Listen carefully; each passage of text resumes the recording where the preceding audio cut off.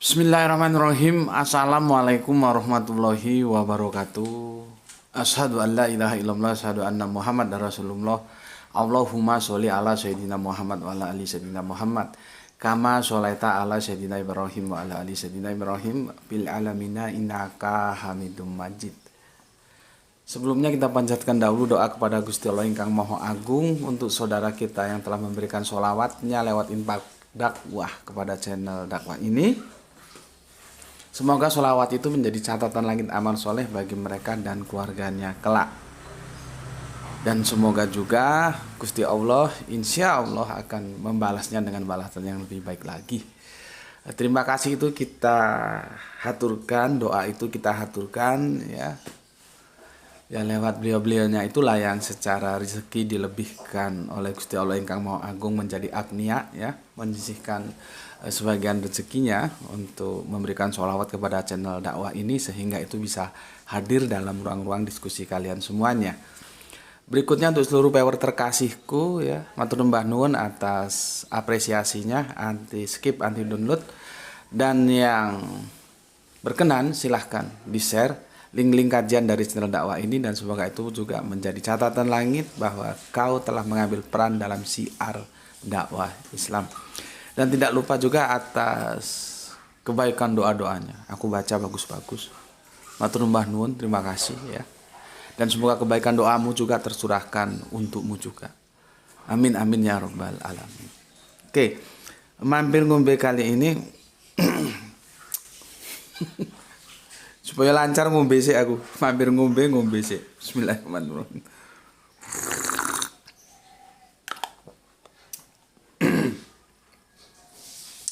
Tisu deh. Ini aja ini masih bagus. Tadi ngomongnya biar lancar ngombe dulu.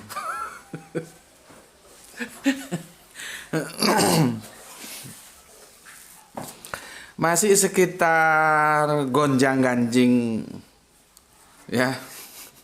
Rendang Padang babi ambo ya. Kita menarik untuk kita diskusikan gitu. Karena ya itulah sosial media itu begitu mempengaruhi kehidupan kita sekarang. Aduh, mau jatuh. Oke. Tadi pagi aku ya biasalah ya chatting-chattingan lewat Facebook ya dengan teman.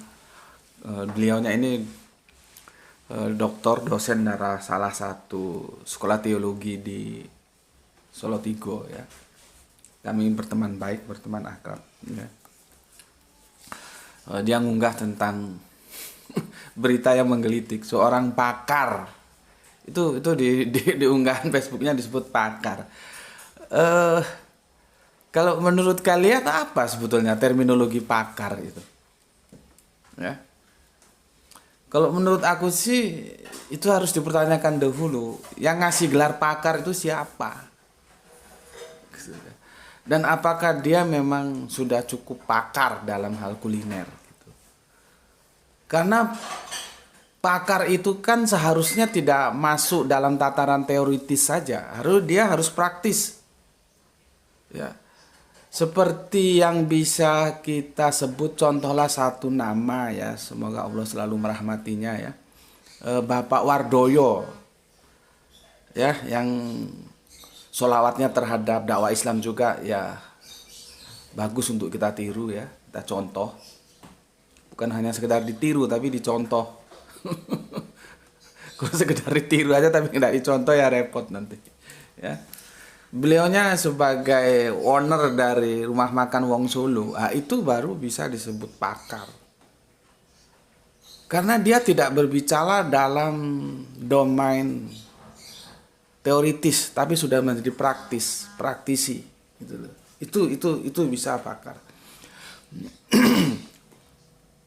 Sementara kalau seseorang hanya di bangku atau di atas meja saja, habitatnya ya dia kan berbicara dalam lingkup teoritis seperti dosen misalnya ya, apakah itu sudah bisa disebut pakar? itu kan sesuatu yang menarik untuk kita diskusikan. Kadang-kadang sekarang media sosial ini memang bikin judul sembarang aja ya, itulah yang aku bilang Clickbait itu tidak hanya terjadi pada dunia Facebook. Ya, dunia masa pemberitaan juga mengalami hal-hal seperti itu. Makanya sebagai pembaca, sebagai pemirsa Anda harus cerdas. Mana yang sampah, mana yang bergizi itu harus cerdas. Kita tidak bisa mendrive atau mengatur agar semuanya menu-menu itu bergizi, tidak bisa. Karena mereka juga bebas untuk menampilkan apa saja kepada publik, ya, kepada sosial. Tergantung kita akan menjadi korban clickbait atau kita pandai-pandai memilih dan memilah mana yang akan kita jadikan konsumsi kita sebagai orang yang berpandangan ke depan, ya, berpandangan yang itu wawasannya cukup baik gitu. Jangan sampah juga lu makan gitu. Ya. Oke. Jadi begini, itu tertulis pakar, ya, pakar. Makanya aku ngajak diskusi kalian, pakar itu apa sih? Ya. Jadi begini, ya. Nah, ini begini, pakar, ya, ini tuh, ya, kamu bisa baca. Sudah? Nah, ini beritanya hangat ini, ya, pakar. Aku bilang gini, diskusi sama teman pendetaku yang dokter itu, ya. Berarti dia, kan aku bilang begini, seorang pakar itu harus bermain di domain teoritis dan praktis gitu. Terus dikomentari sama teman pendetaku, berarti dia sudah mencicipi. Ya, terserah kau bagaimana menyimpulkannya. Kau kan dokter gitu. Ya, sekarang bagaimana? Seseorang dengan aksesoris muslim, nih. Kita tadi sudah berbicara identitas. Jilbab itu identitasnya muslim. Meskipun itu juga menarik untuk kita diskusikan karena teman-teman Yahudi ortodok itu juga menutup auratnya. Terus teman-teman Kristen, aku pernah diskusi dengan dari Baruch Ministry yang kekristenannya itu Lebanon sana juga sama. Jadi kalau kita jejer itu antara Yahudi ortodok, Islam, dan teman Kristenku yang dari Baruch Ministry itu sama, mereka wanita-wanitanya tertutup sama, persis sama, nggak bisa dibedakan, ya. Nggak bisa dibedakan, ya, ya. Tapi untuk kita, makanya itu ketika kita berbicara sosial itu lokalitas itu memberikan aturan tersendiri, dia tidak universe, ya. Untuk keindonesiaan kita, kalau berjilbab ya dia muslimah, kan begitu. Terus ini ada muslimah, dia bilang pakar dari salah satu kampus, ya, daging babi memang cocok diolah jadi rendang gitu. Tuh. Yang menggelitik tadi pertanyaan dari Pak Doktur, ya, aku sering guyon gitu, dia doktor cum laude tuh, dia dari UIN, bukan dari kampus sembarangan, dan sekarang ngajar di sekolah teologi di Solo 3. Dia bilang begini, oh berarti dia sudah pernah mencicipi dong. Ya terserah kau lah, aku bilang, menurut kau bagaimana kalau sudah disebut pakar dan dia pakai jilbab, ya. Salah satu sisi kita bangga, kita suka, kita demen kalau aku ke kampus kemana-mana itu, ya, lihat muslimah. Aku bilang muslimah karena berjilbab. Tapi ya mbok ya, jangan sekedar aksesoris, tapi cara pandang keagamaannya itu juga harus ditingkatkan gitu loh. Jangan berhenti di aksesoris, jadinya seperti ini. Jadi dia seperti ini. Makanya aku bilang tadi, apakah ini salah tulis? Dia bukan pakar. Karena kalau sudah disebut pakar, dia tidak boleh hanya bermain di tataran teoritis. Dia harus praktis. Lah kalau dia bilang gini, berarti kan dia harus mencicipi, padahal dia soleha. Setelah dia makan, bener nggak apa yang dia sampaikan itu? Karena nanti kesimpulan dia akan kita diskusikan juga di sini, ya. Ternyata ya itu menjadi masalah juga karena diralat. Ini. Diralat ini. Keterangan redaksi mengenai pergantian judul. Nih, lihat ini.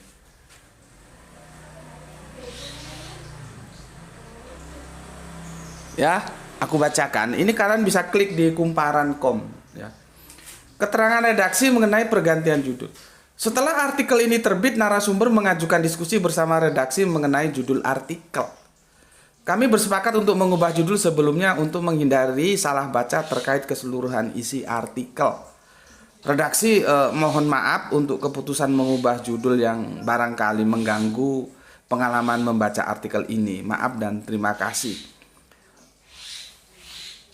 Sudah terlanjur terekspos. Lihat tadi kok nggak mikir otaknya. Seharusnya orang berpikir, bola salju itu akan kemana? Kalau aku begini nanti begitu. Ya judul sudah beredar, baru diralat. Ya, sosial itu punya cara pandang tersendiri yang dia juga nggak bisa diatur. Ya. Sekarang keterangan redaksi mengenai pergantian judul. Kenapa? What happened diganti judulnya? Kan berarti ada masalah. Kenapa itu nggak dipikir waktu dia mau diwawancarai? Inilah yang kadang-kadang ya aksesoris teologis kita, keberagaman itu harus diimbangi kemampuan kita memahami syariat-syariat agama kita. Dengan apa? Dengan education, dengan pendidikan, dengan ngaji seperti ini boleh. Pondok pesantren boleh. Kalau kamu punya uang, kamu kaya, kamu banyak, panggil guru-guru ngaji les privat di rumahmu boleh. Dengan cara apapun yang kamu bisa boleh untuk meningkatkan kecerdasanmu tentang agamamu. Jadi tidak sekedar simbolistik. Ya, pakai jilbab, soleha, terus selesai. Tidak begitu. Ya. Tidak begitu. Ya. Jadi dia beralih ke masalah yang di sini judul pertamanya kan pakar kuliner Universitas bla bla bla. Babi memang cocok diolah jadi rendang. Terus di sini dirubah lagi menjadi apa ini? Teknik masak rendang bisa bunuh bakteri dan parasit yang banyak di daging babi. Nah, jadi dia sudah bergeser ke tekniknya. Nih. Lihat ini. Ya. Ke teknik. Nah, dia bergeser ke teknik. Kalau aku baca berarti dia ya mengambil dari sudut pandang higienisnya atau medisnya, kesehatannya gitu. Dan itu pun bisa aku bantah. Ya, bisa. Jadi dia ngomong pakar tapi aku juga akhirnya ngasih dia ngomong pakar kuliner ini siapa? Apakah dia ngakui pakar? Kalau dia ngakui pakar boleh dah. Kita diskusikan apakah yang dia katakan bahwa masak rendang bisa bunuh bakteri dan parasit yang banyak di daging babi. Itu bisa teruji, bisa terbukti melalui uji lab, uji praktis. Karena apa? Banyak. Aku nih waktu kuliah kan teman-temanku dari Bali itu banyak. Mereka sehat-sehat kok. Mereka badannya ganteng-ganteng, gagah-gagah, tinggi gede. Apakah mereka ketika makan babi itu dimasak dengan cara masak rendang? Tidak kan? Nah, ternyata mereka sehat kok. Jadi dia bilang rendang bisa bunuh bakteri dan parasit yang banyak di daging babi. Itu teoritis yang tidak teruji dan tidak lolos uji. Dengan apa? Dengan experience yang ada di lapangan. Ya. Orang-orang, aku ambil sampel karena aku banyak berteman dengan teman-temanku dari Bali. Teman-teman dari Baliku itu loh, untuk sampel. Ternyata kan yang dia ajukan secara teknik pengasakan daging babi dengan model rendang itu tidak bisa dibenarkan. Karena apa? Terbantah oleh experience teman-teman kita, khususnya teman-temanku dari Bali. Itu sehat-sehat mereka. Sehat-sehat mereka, badannya gede-gede. Aku punya teman akrabku namanya Gusti siapa gitu. Itu gede tinggi ganteng rambutnya dulu kami itu KGB. Zaman aku kuliah KGB, tahu KGB? Kelompok gondrong buri. Buri itu belakang. Jadi di sini tipis di belakangnya gondrong. Itu temanku itu rambutnya itu nggak seperti aku kecil. Rambutnya itu gede-gede. Jadi kalau dikucir ke belakang, dulu kami dikucir di belakang rambutnya. Itu bagus sekali. Anaknya tinggi, tegap. Itu kalau makan daging babi nggak direndang tuh, ya sehat itu dia. Berarti kan terbantahkan teori yang dia bangun. Terus gitu pakar.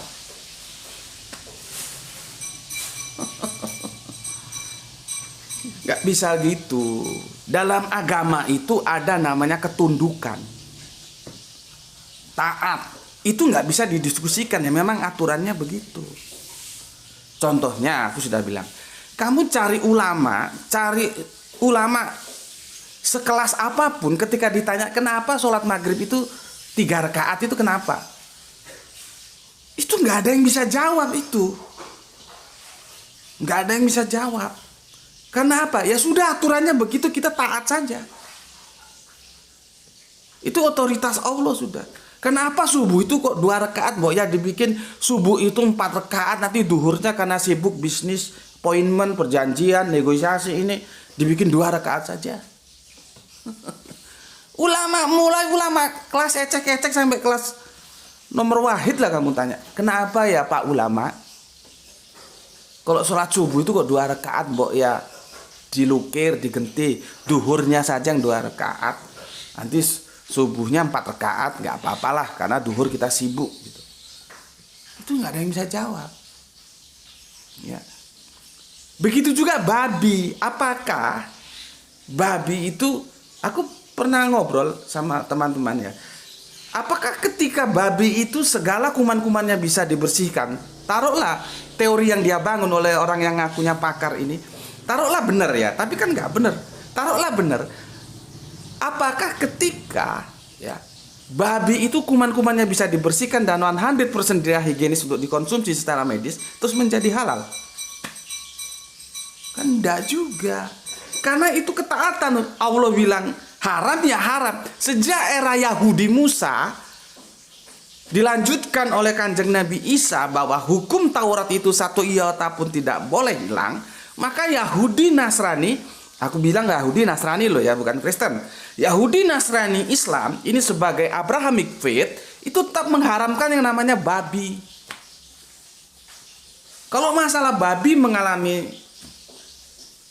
tahrib di imamat itu, di kitabnya saudara kita Kristen, yaitu urusan mereka lah.